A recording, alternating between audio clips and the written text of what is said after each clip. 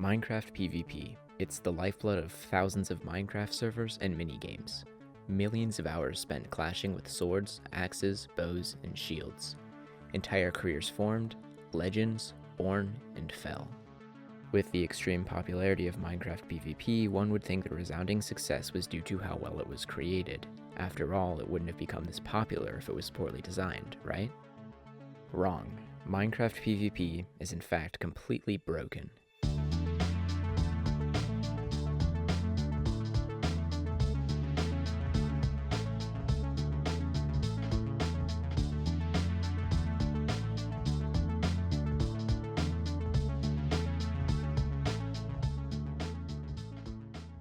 When the words Minecraft, PvP, and broken appear in the same sentence, the first thing that comes to people's minds is generally the combat update, or Minecraft 1.9. This update completely changed the way combat worked, introducing changes to weapon damage, cooldown, and overall mechanics. This update was wildly controversial and created a rift in the PvP community, those who preferred the old mechanics and those who took a liking to the new ones. I'm going to be talking about both versions of Minecraft PvP. Pre-combat update PvP, or 1.8 and before, and post-combat update PvP, 1.9 and above, and how both of these versions have very broken mechanics when it comes to player versus player combat. I'll start with the earlier of the two versions, pre-combat update PvP, or I'll just refer to as 1.8. Well, it's definitely the favorite of the two, with 99% of PvP-related servers being on that version. I would argue that 1.8 PvP is the more broken of the two. After all, Mojang completely changed the combat system to fix it. The main reason I call 1.8 PvP broken is because it breaks one of the most fundamental rules of game design. Ask any competent game developer and they will all tell you the same thing. Click speed should not be a factor in any game. It is, however, a huge factor in 1.8 PvP. A faster click speed makes it easier to get combos on your opponent, and you also take less knockback, both of which are a substantial advantage. There are two main reasons why click speed as a mechanic are avoided in most games. First, it's super exploitable. Anyone with a brain and a finger can get an auto-clicker up and running within minutes. Second, it's just terrible user experience-wise. Although 1.8 PvP sweats swear by it, it's just not fun for your average player to have to jitter their arm apart just to defeat their opponent. Now, Mojang eventually noticed the problem and released the 1.9 combat update to resolve some of the issues, and they did fix a lot of the issues. But everyone had become so used to the broken, outdated system, and if there's one thing us humans are good at, it's clinging to broken, outdated systems. 1.9 PvP is not without its flaws, however, and their attempt to smooth out the rough edges of 1.8, the pace of 1.9 PvP slowed down considerably. It became slower and methodical, a stark contrast to the fast-paced flurry of hits that was 1.8.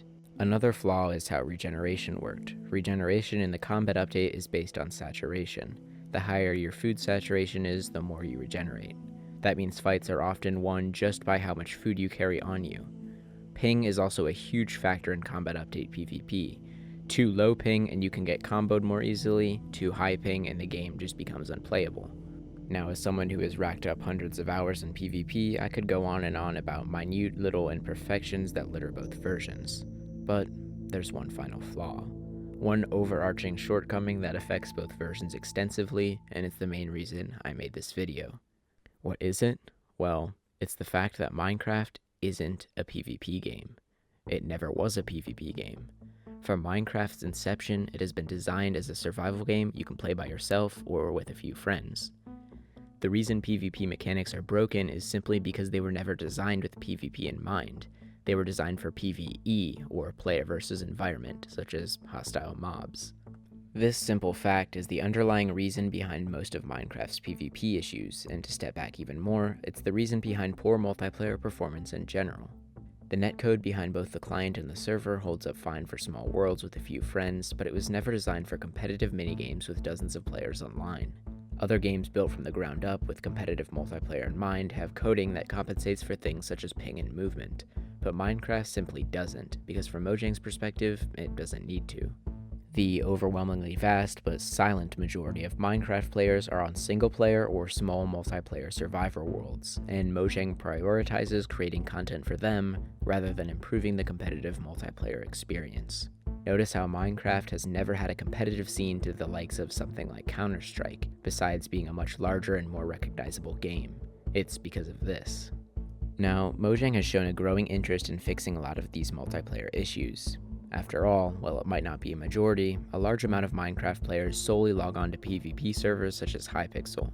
Mojang is also completely capable of fixing most of these problems. It's owned by Microsoft, which has thousands of brilliant coders, decades of experience with multiplayer games, and deep pockets. And they would probably have to use all of those. Fixing Minecraft's multiplayer in a way that wouldn't break a lot of existing community plugins and wouldn't mess with the current experience would be no easy task. It's now a question of whether it's worth it for Mojang. As I stated before, they have the people and pockets to fix the issue, but they have always and will always cater towards the survival experience. After all, that's what Minecraft is at its core. The ball is in Mojang's court now, and we will see what they do in time.